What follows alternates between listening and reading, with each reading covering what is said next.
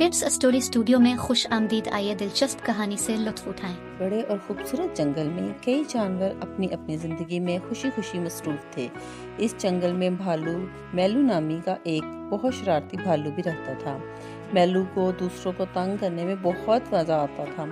वो खरगोश को दरख्त से लटका देता तो कभी कछुए की पीठ पर रंग डाल देता। जंगल के सारे जानवर इसकी हरकतों से तंग आ चुके थे, लेकिन मैलू को अपनी शरारतें बहुत मज़े की लगती थीं।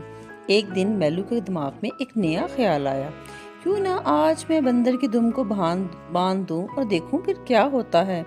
वो खुशी से उछलता कूदता बंदर की तरफ चल पड़ा। बंदर जो अपने दरख्त पर आराम कर रहा था, मैलू की आहट सुनकर चौंका और उसने फौरन समझ लिया कि कुछ गड़बड़ होने वाली है। लेकिन इससे पहले कि वो कुछ कर पाता, मैलू ने जल्दी से एक रस्सी निकाली और बंदर की दुम को एक दरख्त से बांध दिया।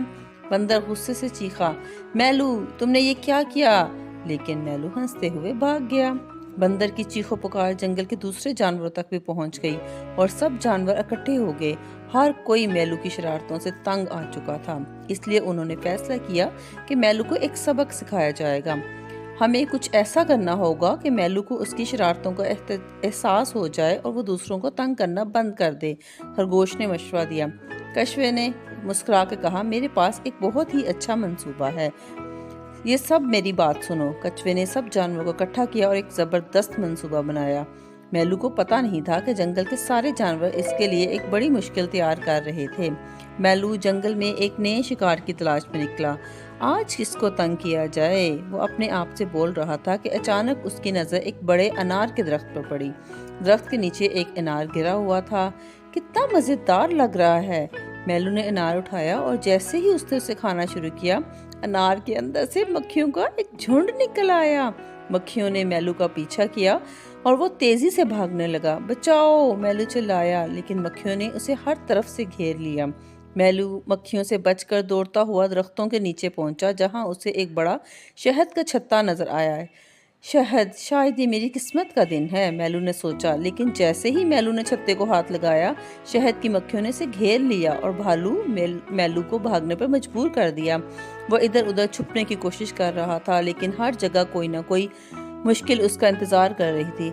आखिर हो क्या रहा है? मैलू हैरान था। भागते भागते वो जंगल के एक गहरे हिस्से में पहुंच गया, जहां एक बड़ी खाई थी।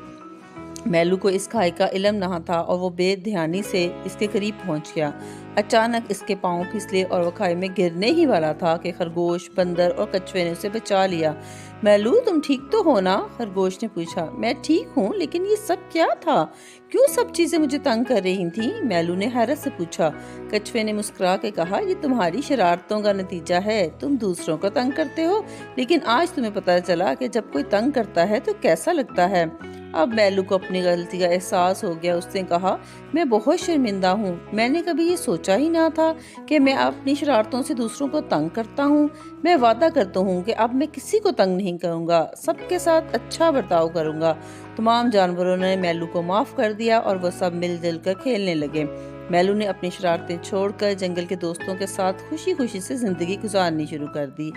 बच्चों, इसीलिए कहते हैं कि दूसरों को तंग करने से हमें वक्ती खुशी तो मिल सकती है, लेकिन असल खुशी दूसरों के साथ अच्छा बर्ताव करने और उनका ख्याल रखने में है।